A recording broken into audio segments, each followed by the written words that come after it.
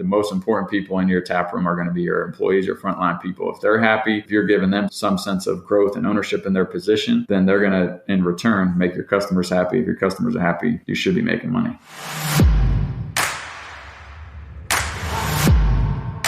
Hey, what is up, Millionaire University Nation? I'm Brien Gearin, back with you for another edition of the Millionaire University Podcast. And today we are joined by Rich Moyer of Hoppin Taproom, a self-serve bar concept that is franchised across 11 cities in the country. And it's a really cool story. Rich is a former PGA Golf Pro turned accomplished entrepreneur with one successful exit already. Today we're going to hear from Rich about his newest venture, how he got into it, why he did so, and all the nuts and bolts about Hoppin Taprooms and everything that goes along with franchising it. So strap in. We're going to have an action-packed episode today. We'll see you inside. Let's welcome to the stage, Rich Moyer. First off, tell me how you went from PGA Pro to successfully exiting a $6 million business to starting Hoppin Taprooms. Originally grew up very athletic, played a bunch of sports, ended up getting into golf in high school pretty heavily. So got into the golf industry right out of high school, became a PGA Pro. And throughout that process of 6.5 years in the business, I started to realize I was on the wrong side of the counter. All my members were playing golf on the weekdays. They were playing golf on the holidays, and I was working weekends, holidays, and when they were coming in. So I just started to ask them, what do you guys do for a living? And the answer was they were in sales, and they had the flexibility to make their own schedule, or they own their own companies.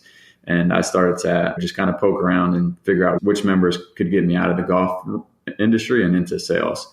So when I was 22 years old, I left the golf industry, got into sales. Sales led me to starting my first company at 26. And from there, I've started multiple companies, but the first company I was in the construction industry. And like you mentioned, ended up selling that for a little over several million in 2017.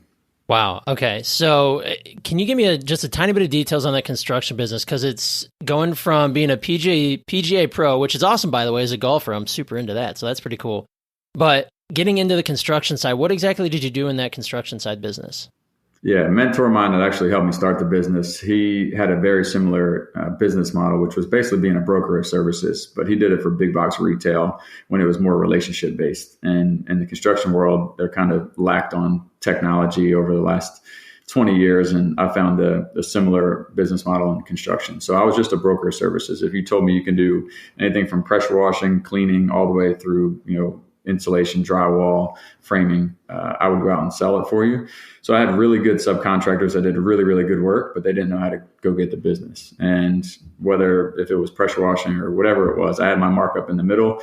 I would trade paper. So I would say it was a $20,000 job. I would charge 20 and I'd pay those guys 10 or 15 and I'd make my markup and then keep selling. So I grew the business very rapidly, very quickly. Ended up having 50 plus employees and over 200 subcontractors in and around North Carolina, South Carolina. Wow, that's awesome. And then that led directly into Hoppin Brands, or was there another step between the two? Yeah, there's definitely several businesses along the way, some that are no longer here, some that failed very quickly. One I opened in 2016, so the year before I sold the construction companies, homemade ice cream shops. With two of my best friends. We're kind of a staple now. It's called Two Scoops Creamery. We have 6 locations with another one open this year, and they run the day-to-day and handle all that. But really cool idea, and my buddy's homemade family recipe. I just thought it was something cool, something different than construction, less stressful, make people happy instead of me getting screamed at every day. And it ended up being a lot bigger than what I thought it would have been. I thought it'd just be something fun. And here we are with multiple locations. Some of them are licensed to different owners in South Carolina. And then sold my company in February of 2017. And that's when Hoppin, we ended up finding a location same month and opening in December of 2017, our first location. All right, so let's talk about Hoppin Brands. So Hoppin Taprooms, give me all the details on what this is. The concept is self-serve, like a self-serve tap room, right? So we originally started off 100% self-serve, and over the years we've added cocktail bars, so we have full cocktail bars as well. Basically how it works is when you check in, it's a little bit different than your typical bar where you walk in and just go straight to a bar. You'll check in with somebody at the front counter. They'll provide you a guest experience. They'll give you a wristband. That wristband's attached to your credit card. And then you have 60 plus self-serve taps, whether it be beer, wine, ciders, seltzers, or cocktails, depending on the state, if it's legal to do self-serve cocktails. At that point, you have up to 32 ounces at a time. So most legalities in every state I can give you 2 drinks at one time if I'm a bartender, and no different for us. So your wristband after 32 ounces of beer will shut off. You'll find any one of our staff members, they'll scan their card, you'll scan your wristband, you'll have another 32 ounces in seconds. So that's probably one of the biggest questions we get, but very cool concept, technology driven. You can pour 1/10 of an ounce all the way to a full glass. And then the environment of the space is completely different than your typical bar. A little bit more decor is lighter, more moss, kind of vibey, more vibe Instagrammable inside. And then we have games, exterior, a lot of exterior space, and overall just a brand that's different. I think, you can go get a Mick Ultra from anywhere, and what drives you into our doors. And we always strive on the experience, the guest experience, and just being able to do something different. So now I'm familiar with this. Maybe it's a competing brand of yours. It's down the road from me here in Ohio. So it is pretty cool. It's one of my favorite spots. It's kind of like the de facto sports bar because it's easy. You just go there, you pick a spot, you get your tag, and you go pour, right? And you've got tons of choices. So the concept is really cool. Now, what was it about this that really attracted you to it? And we're going to talk about numbers and margins and all that, which I think probably plays a factor in it. But compared to a normal bar, like if Rich Moyer was going to go open Rich's Pub, why would he do the self-serve instead of doing the traditional bar route? Yeah, when I saw the technology, there was, prior to that, the question for me was, hey, would you invest in a bar? And it was absolutely shut down, right? I grew up or went to college in Myrtle Beach. All my friends were bartenders. I watched them give away hundreds, if not tens and thousands of hundreds of thousands of dollars of alcohol because they were just worried about a tip. So the aspect of being able to account for every 1/10 of an ounce that comes out of your taps is huge. So when I saw the technology, it was multiple things, right? We're bringing technology and changing the game in the bar industry. And then 2, it eliminated, I'd say 90% of a typical bar owner's headaches where you have to worry about your bartenders giving things away. And it eliminated waste. So national average of a keg waste is 23%. Our average is 3 to 4%. So several reasons. If you're looking at it from a business aspect, as those reasons. If you're looking at it from a consumer aspect, it's completely different, right? How many times do you watch a bartender pour a drink or just really think of, man, it'd be really cool to pour my own drink? And I thought Charlotte never had it. It was something that we can be first in the market, and why not do it completely different than anybody else? You mentioned keg waste. What is that for those of us, myself included, who might not be totally familiar with that? Yeah, so typical waste, like I said, is 23% on a national average. And that's bartenders, if you ever watch them pour a draft beer and they just kind of keep dumping out the foam, or if they're giving drinks away for free, you're just wasting. So if you had 100 ounces in a keg, 70 ounces is what you're actually making money on, 30 ounces is going in the trash. And for us, it's down to 96, 97% of that is going straight to your bottom or straight to your profit. Instead of wasting 30%, you're only wasting 3 to 4%. Ah, okay. Gotcha. And so it sounds like the majority of what's in the taps is going to be beer. Are there, like you said, it's a traditional cocktail bar too, or are there actual taps with like cocktail mixes in them? Depending on the city and the state. So South Carolina, we're allowed to do self-serve cocktails. So we have multiple self-serve cocktail taps. But yes, we'll have full cocktail bars as well, just because of the experience of getting shots and different things. And then private events, they want to potentially make their own cocktails. So yeah, we'll have a mix of both. And it's a majority of the taps are beer, wine, and then you have ciders, seltzers, and some nitrogen, beers as well. Okay. And then how do you decide what you're sourcing as your alcohol? I know I'm guessing you have kind of your mainstays like the Miller Lights, the Bud Lights, the Budweiser, et cetera. But do you guys do any sort of like local collaborations with breweries? I know down in Charlotte where you are, it's a big brewery town, right? So, or at least big enough to where there's a lot of local options. What do you guys do with that? Yeah, regional and being local is important, right? We're a very community-driven brand. And I think when people are visiting, or the locals, right, they're going to go towards that name brand that's in the community because they know it the most. So our franchisees have full control over what they put on their beer wall or their self-serve wall. And that's because they're going to know the market better than we will know the market. We will provide them with our best sellers, which are more regional and national sellers, like your Mick Ultras and what's hot. It kind of changes every season or every year. There's always something new that pops up, like White Claws and Truly's popped up. So just really understanding those bigger national brands. And then locally, yeah, we're working with all the local breweries that we can work with. We've made beers with them and created our own beers and had our team go into their brewery and actually make the beers with them. So it's a really cool aspect. And we do some of those for anniversary parties and things like that.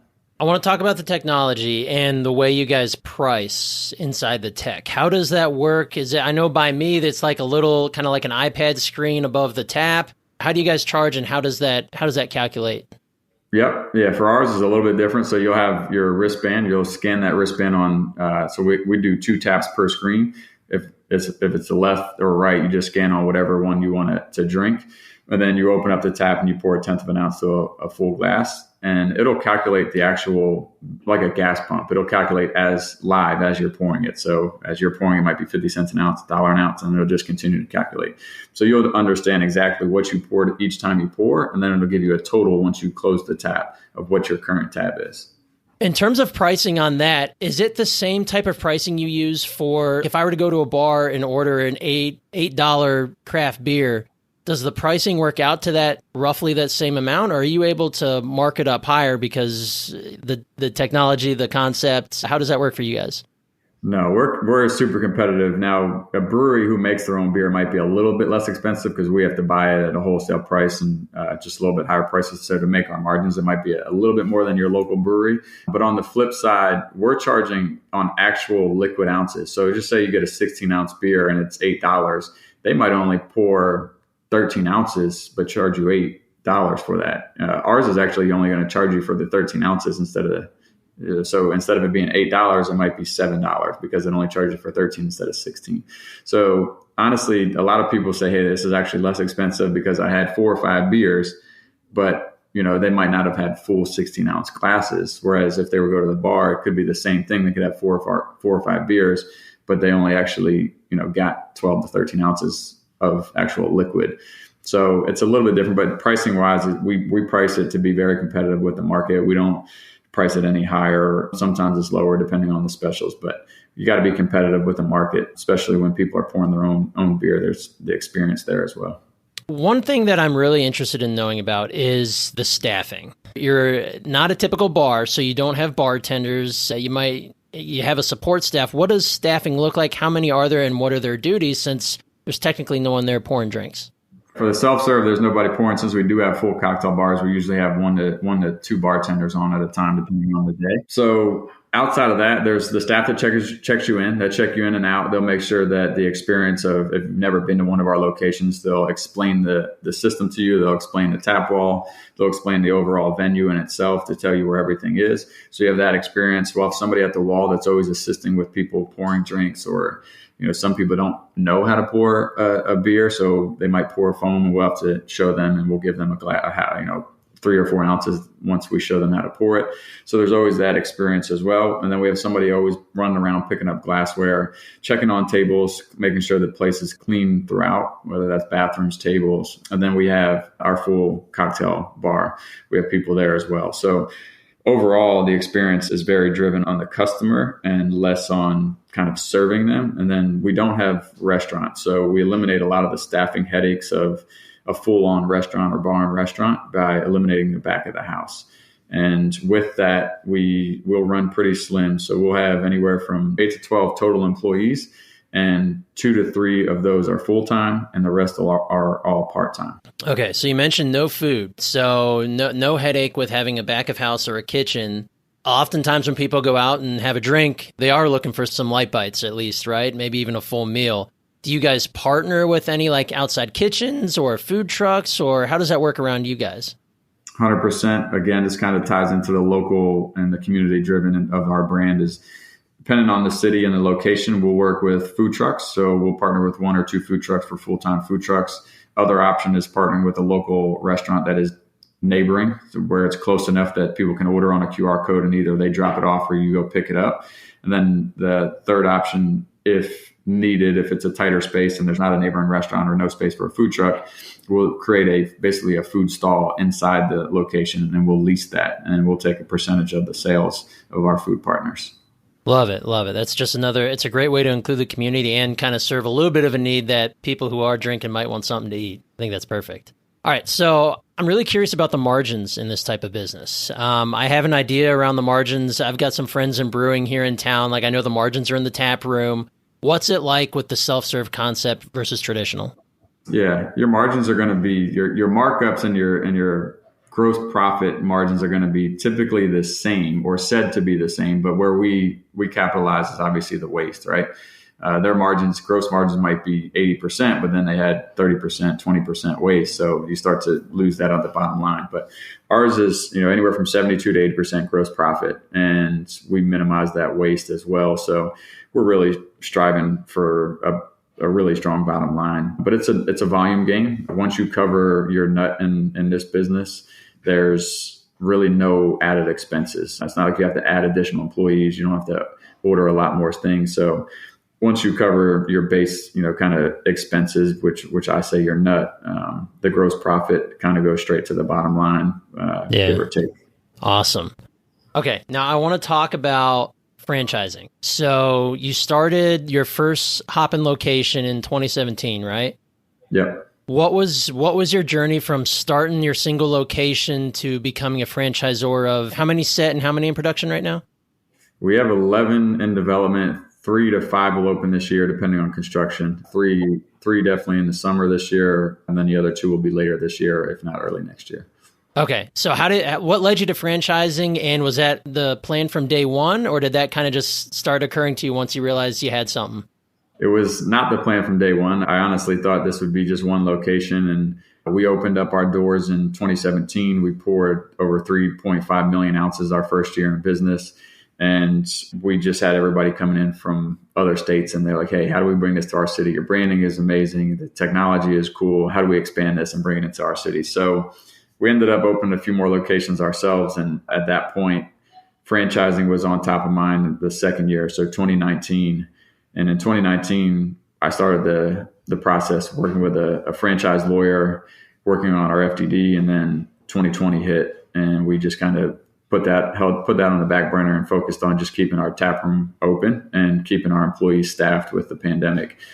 2020, 2021 got through the battle of all that mess. And then 2022 got back on with the lawyers, started that process, got the FTD finished, got our website up in August, September timeframe.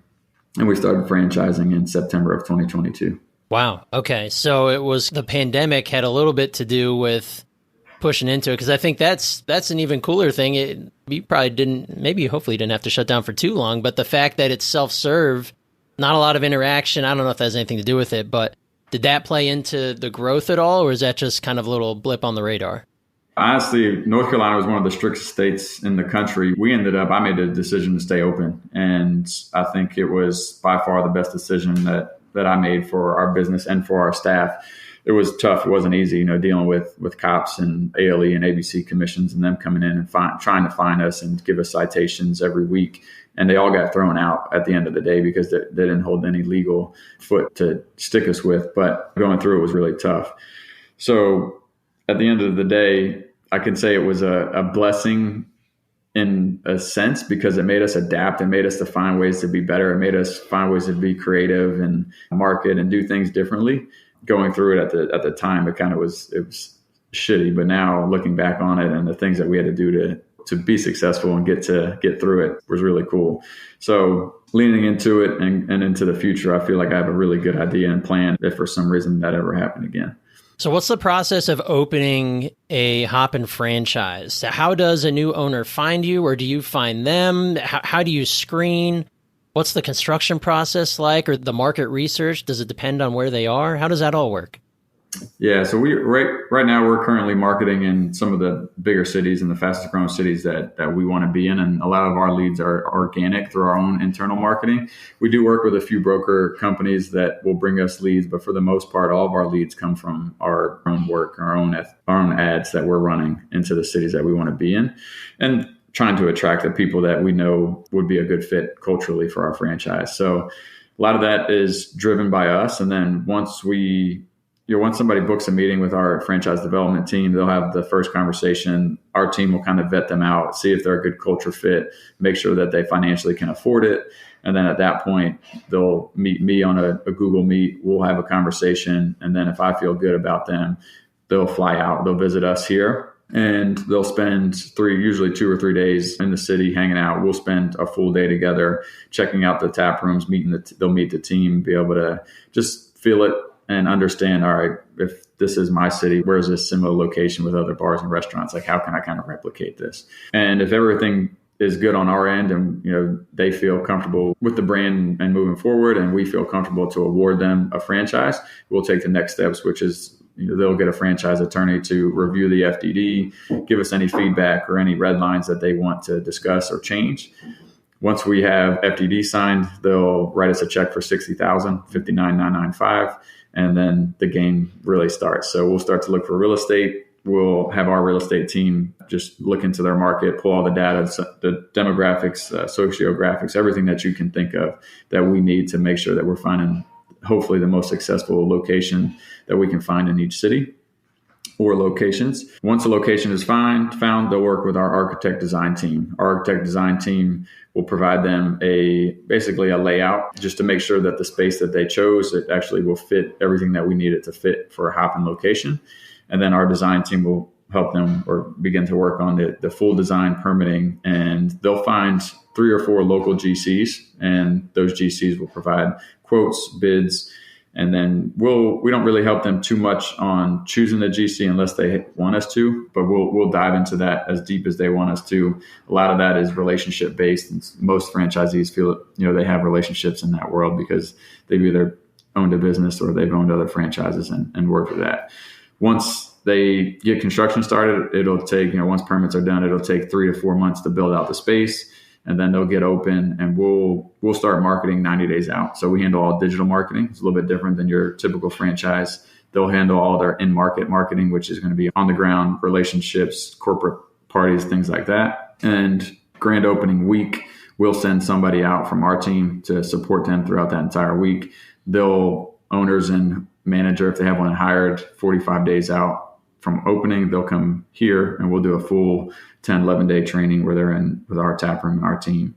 For that grand opening week happens, we support them through the entire grand opening week, and then our entire team will support them through the lifespan of their location. Okay, this is leading into 2 questions, but my first one is the construction of the new location. You said the franchise fee is just under $60K. Is the new franchisee responsible for the cost of all the construction and the opening of the building, or does Hoppin chip into that? How does that work? Yep. Yeah. So they're responsible for everything. So they'll write us a check for $60K. It'll cost $1.1 to almost $2 million to open up the doors, depending on the location.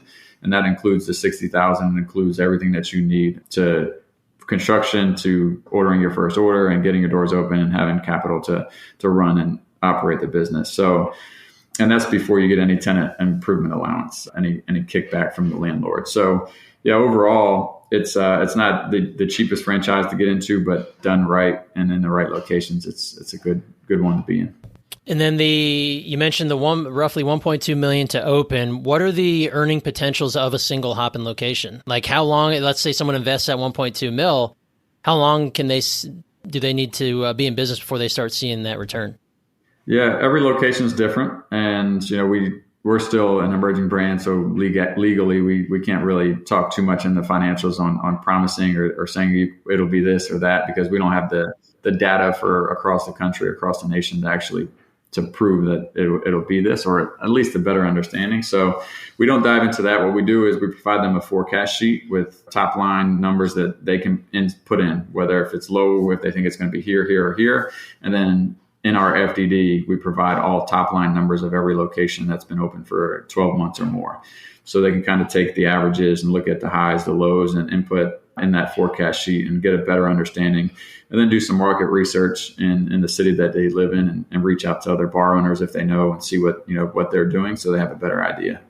And you said that you as the franchisor, Hoppin will provide the online marketing or the marketing to a certain level, which makes you a little bit different. What are the details on that? Because coming from a marketer, I'm very interested in knowing what is covered by the franchisor and what is up to the franchisee in terms of like online ad spend. How does that work for you guys? Yeah, anything digital. So all your socials, all your Google, your SEO, anything online, your websites, any hour changes, any anything that's going to be digital online, we handle.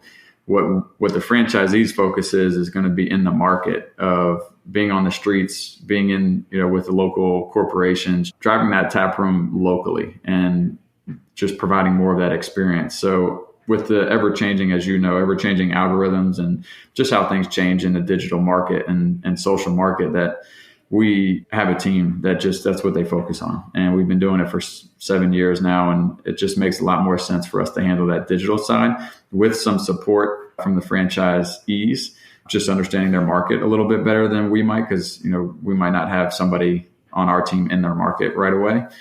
And then at that point, we handle all the ad spend. So they pay us a monthly fee, and we'll take them dollars and we'll support them with our digital ads with some of their feedback, depending on what it is. They might have an event locally that we don't have as a nationally, because they put together something that is in their local market.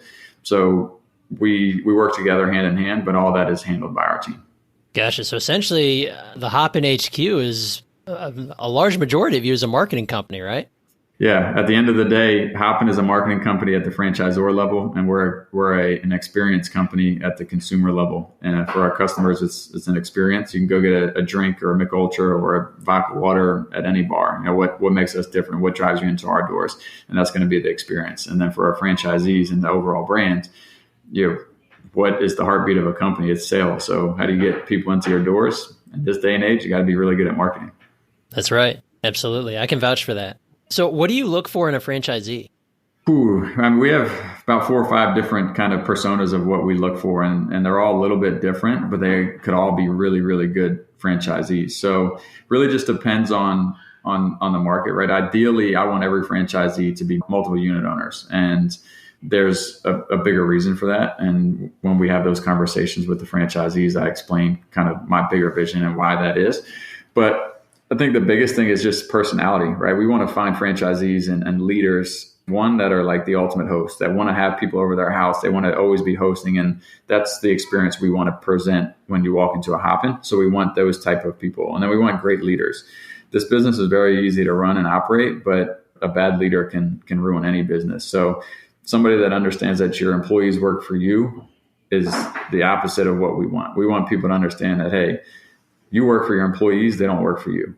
And I've always flipped the triangle upside down, and the CEO is at the bottom of the triangle, not at the top. The most important people in your tap room are going to be your employees, your frontline people. If they're happy, if you're giving them some sense of growth and ownership in their position, then they're going to, in return, make your customers happy. If your customers are happy, you should be making money. Absolutely. It's the old paradigm flipped on its head, that happy employees beget happy customers. Now, it sounds like you guys handle things a little bit differently. What is the franchisor and franchisee relationship like for you? And what makes you different from the hundreds of other franchises across multiple industries in the country? I've been on both sides of it, obviously being a franchisor, but my wife is a franchisee of a brand. She has a location here in Charlotte and a location in Miami. And just seeing a little bit of the both sides, right? It's a very small franchise, so it's a little bit different than us. But I think the biggest thing with us is we have a team that really understands that, like from day one, my employees were the most important. And as we go into franchising and be a franchisor, the most important people are our franchisees, and how we have to support them is the most important thing, because if they're not successful, then we're not successful as a brand.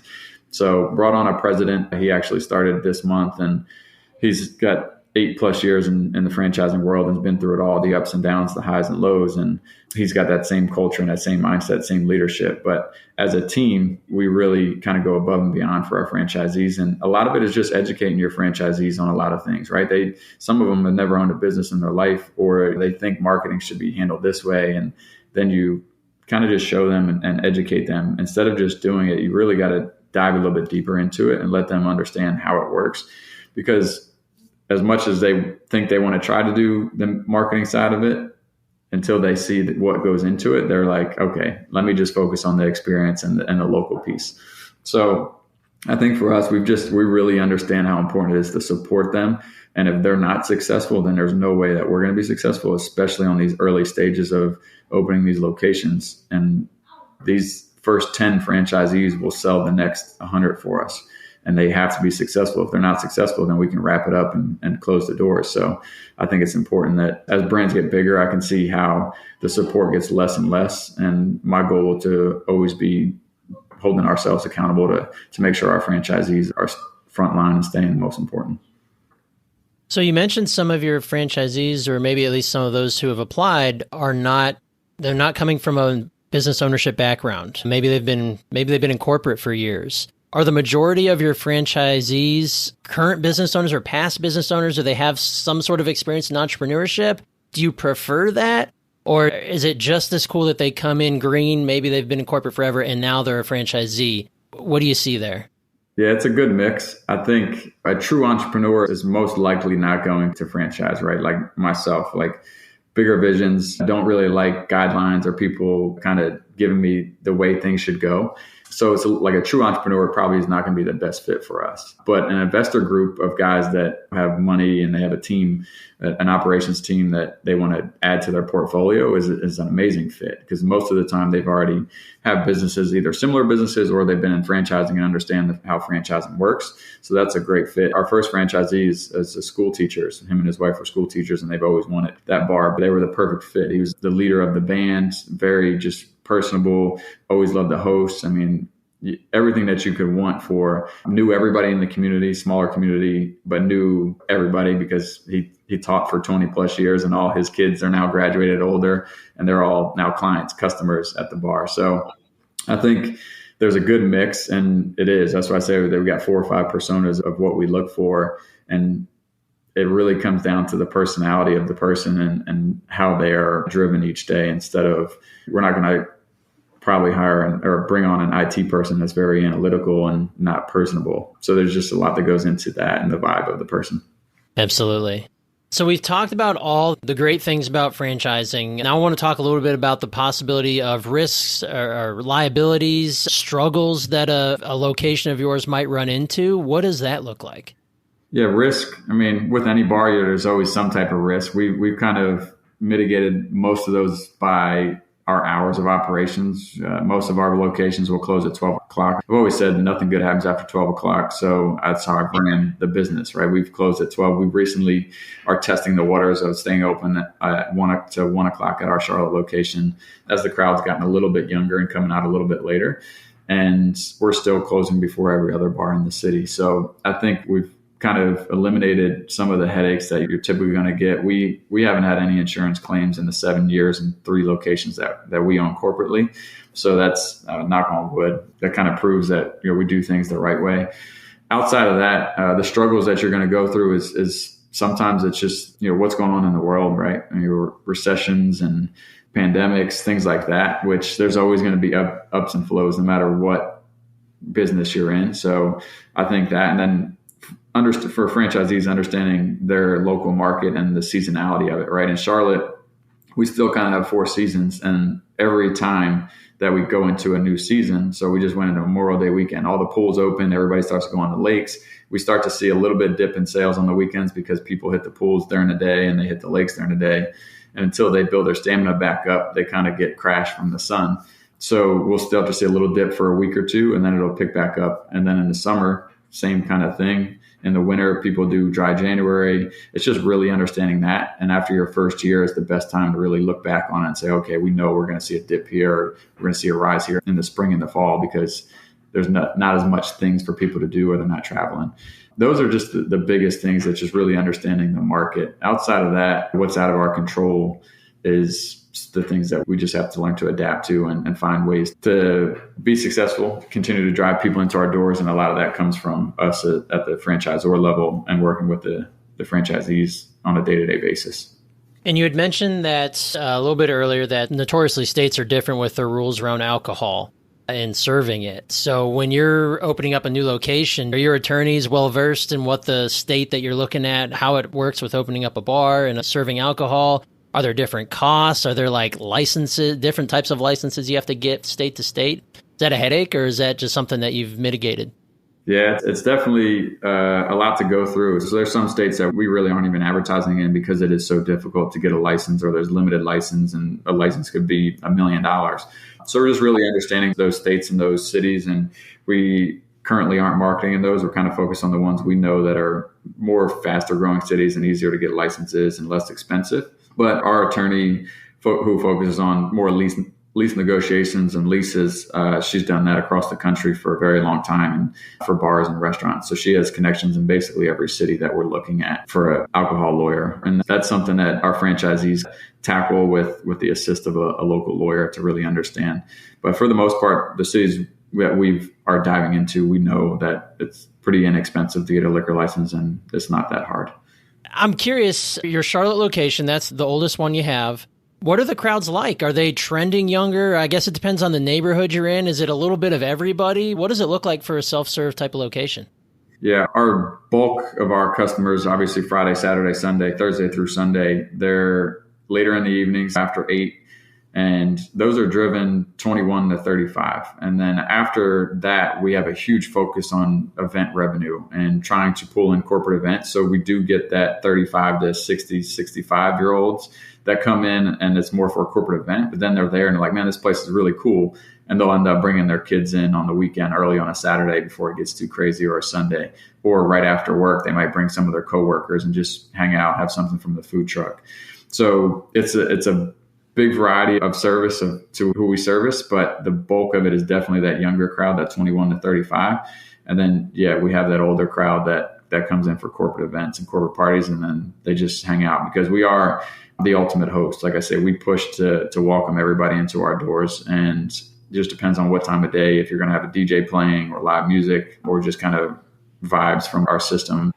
All right. So as we start to wrap it up here, what's the future of Hoppin Brands? So how many locations do you think you want to get to? Are you going across the country? What does it look like? Yeah, goal is to sign another 9 this year. So we're about to sign 4 in Austin, Texas. Knock on wood, as long as that gets finalized here in the next week or two. We have a group in Florida that's going to be signing several locations. We have a gentleman in DC that's close to signing. We have a few things we got to work out with his legal stuff. So goal is to get at least 20 signed this year. Again, 3 to 5 opening this year, between this year and early next year. And then over the next 3 to 4 years, have 40 to 50 locations open, and then another 40 or 50 in development. And then we'll look at probably have private equity come in and start to talk bigger conversations, whether that be take all the chips off the table or some of the chips off the table. Wow, that's awesome, man. Well, congrats on the growth to this point in time. You're absolutely crushing it. It's really fun to see that. Hopefully one of your franchises opens up near me. I want to test one out. All right, what is one piece of advice you have for our listeners? A lot of them are early stage entrepreneurs, those who intend to be entrepreneurs, those with successful businesses already. If there was one piece of advice you could distill down from your experience for entrepreneurs or those who want to get into it, what do you have? I think it's simple, especially in the early stage, right? It's really, really simple. I love reading books, love educating yourself and watching YouTube and listening to podcasts. All that is great. But if you're just going to take that information and hold on to it and never go do anything, what are you doing? So I think it's super simple. Action over everything.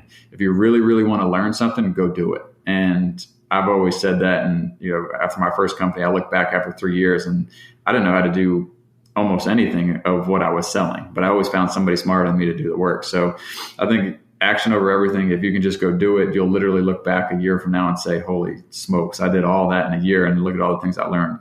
And I think another thing is people think failure is, I'm going to fail. Like, who cares? Failure is your trampoline to success. If you're not failing, you're not learning. If you're not learning, you're not growing. And if you're not growing, you're not living. At that point, you might as well flatline and go ahead and call it a day. So just don't be afraid to fail and take the action. You'll learn a lot more than you think. I love it. Action over everything. That's what I'm taking from this. That's perfect. All right. Well, Rich, it's been a pleasure having you, man. How can our listeners get a hold of you, check you out, or check out the Hoppin Brands website? Where do we find you? Yeah, for me personally, I always am open. Like, I love to be a mentor and just answer questions, whether if it's about franchising or in general or anything about business. So you can find me on LinkedIn, just search Rich Moyer Hoppin, a bunch of stuff will pop up. Or if you want to find me on Instagram, Rich_Moyer.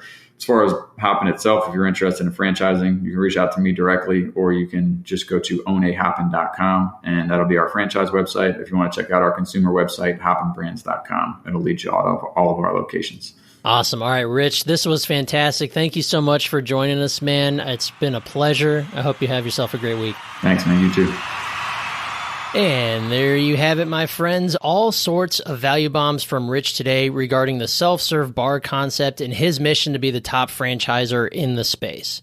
I really do hope you got as much value from Rich as I did, and I want to leave you with one little tidbit that Rich dropped on us right at the end of that episode, and that is take action over everything.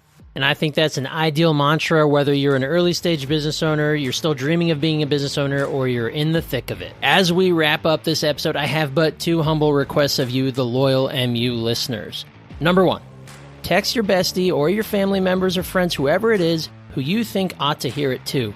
We want you to help us spread the word about MU. And number two, be sure to check out episode 95, Non-Food Franchising with John Austenson.